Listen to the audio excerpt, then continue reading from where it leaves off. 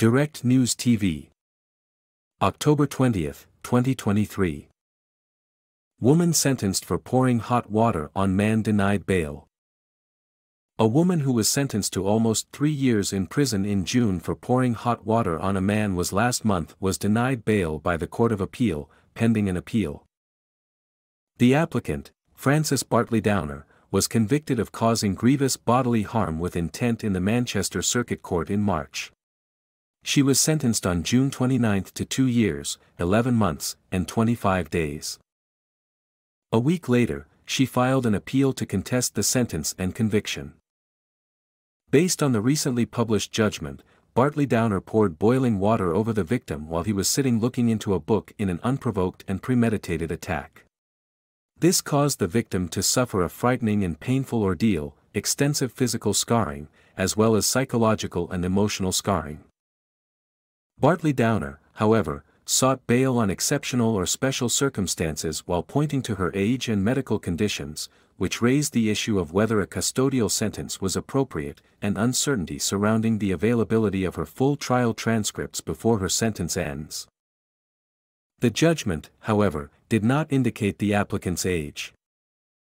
According to a social inquiry report presented at her sentencing hearing, Bartley Downer had 5 surgeries to her abdomen and she still suffers from discomfort.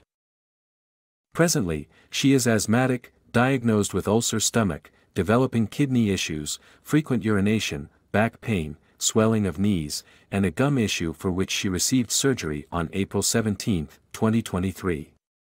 She is also slated for an eye surgery and diagnosed with hypertension and high cholesterol, the report further stated. The report likened the number of medications that she had to a mini pharmacy. Bartley Downer, in her affidavit, averred that the sentence passed on her was excessive, considering her age and medical condition, and outlined her fear that imprisonment would cause her to be denied the eye surgery she was awaiting. However, Justice David Fraser, after hearing arguments in the case, refused the bail application, noting that the circumstances in her case did not amount to exception or special circumstances.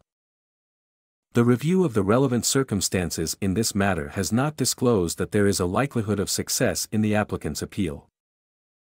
Neither has it been shown that the medical conditions of the applicant and any outstanding surgery required by her cannot be managed or accessed while she remains in custody, the judge concluded.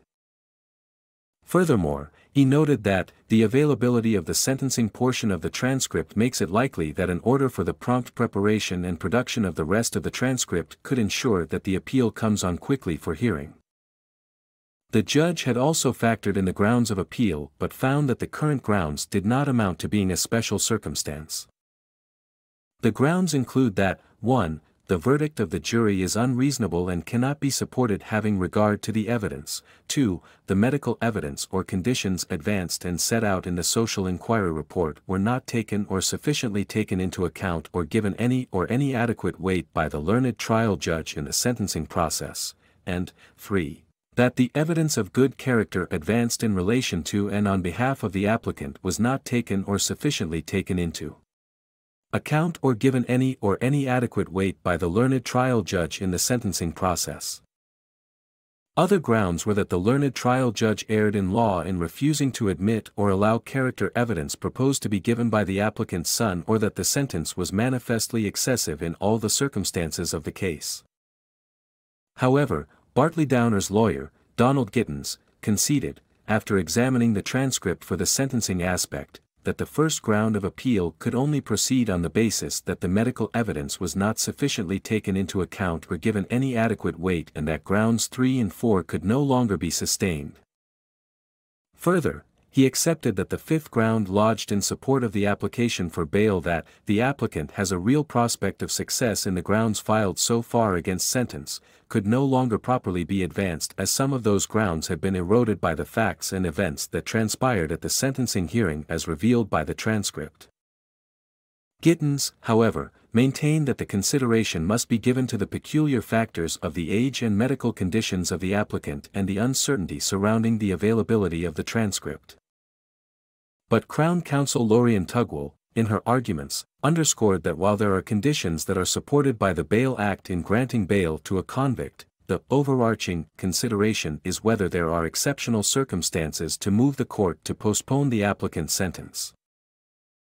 Tugwell further argued that the serious and aggravated nature of the offense coupled with the fact that community members had called for justice for the victims rather than leniency for Bartley Downer supported the opposition to bail.